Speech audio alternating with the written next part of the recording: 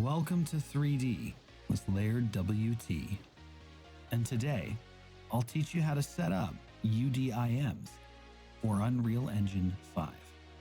You can follow along with my key presses here. This video is annotated for an ease of understanding, and this tutorial assumes you know some of the Blender basics, and is written to be as clear and concise as possible. First, I unwrap the mesh. Then I need to straighten out some of the UV islands. I switch to vertex mode, then select the top two vertices of this face, and scale them on the Y-axis to 0. I repeat this for the bottom two vertices as well.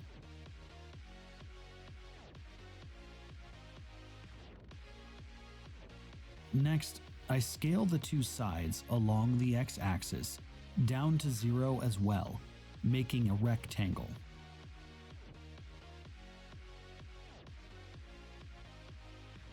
Finally, I select the face, switch to island mode, select the whole island, and then use follow active quads to align the rest of this island.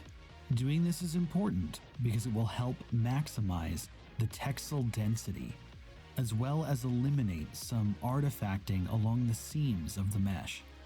There is no point in using UDIMs if we don't have tidy UVs.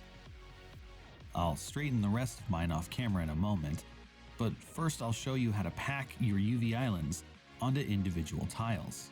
You simply select the islands you want to pack onto the tile, click the UV drop-down menu, and select Pack Islands. We can then grab with G, constrain with X, and move 1 to the right. Moving by 1, 2, or any other whole number, make sure that our UV islands don't overlap on other tiles.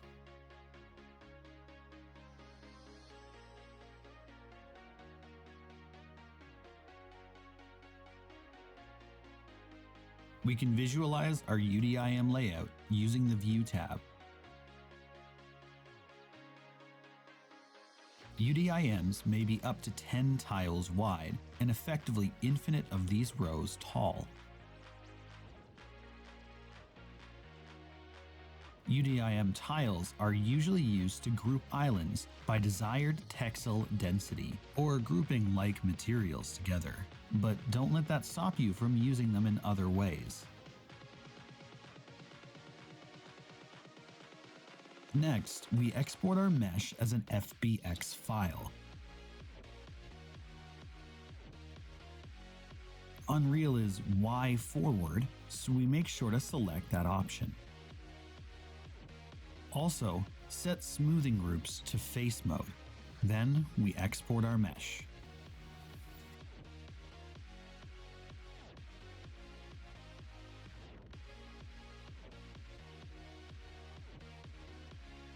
Now, we set up the scene in Substance Painter, importing our newly exported mesh file. Make sure to select the Use UV Tile workflow. This is essential for UDIMs. Add a fill layer and set it to right into the desired channels.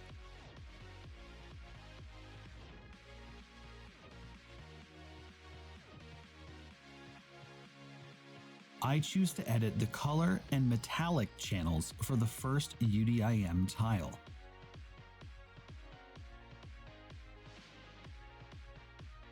I then use the UDIM selection menu to choose which tiles to apply this new fill layer to.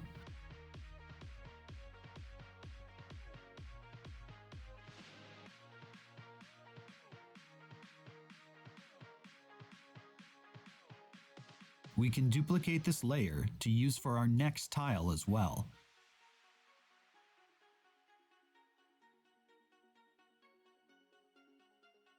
I've chosen a new color for it and turned off metallic. We can apply this duplicated layer to another tile using the same menu as before. Repeat this process for each of your tiles.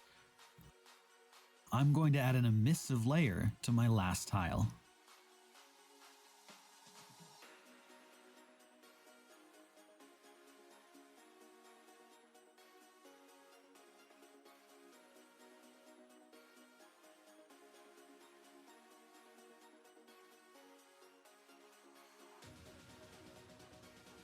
We can use this menu in the top right to set the resolution for each of our tiles individually.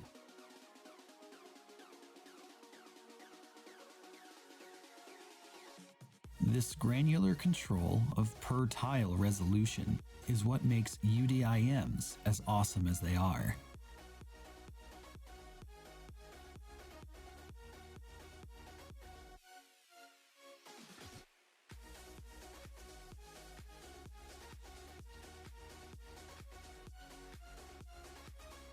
Now to export the texture set for importing into Unreal. Make sure the export size is set to based on texture set's size.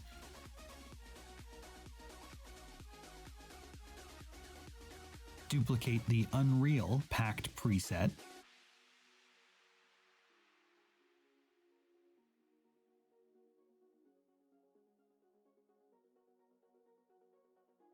And we can remove the extra texture sets we don't need. Make sure to clear the alpha channel of your base color texture. I trimmed down the naming convention to be easier to read later.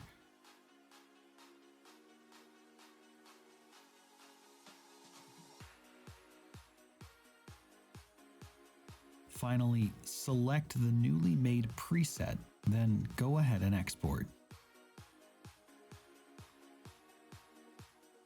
Here in Unreal 5, open your project settings.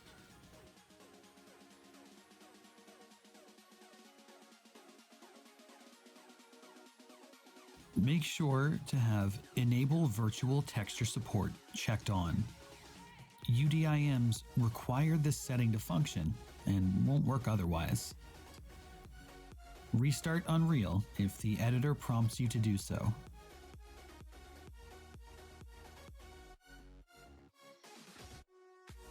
To import each texture set, you need only click and drag the first tile of each set. Unreal will search the folder it's in for the other tiles. Correct UDIM naming convention is linked in the description below. This naming convention must be used in order for the import function to work. The VT label will appear on the texture's icon. If it does not, right-click the texture and select Convert to Virtual Texture from the top of that list.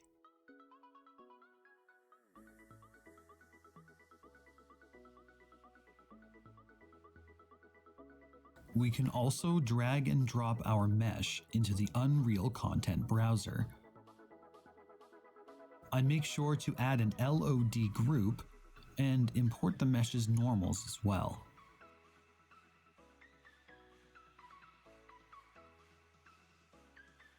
Now we'll need a material to apply our textures to our mesh. Make sure to give it a meaningful name.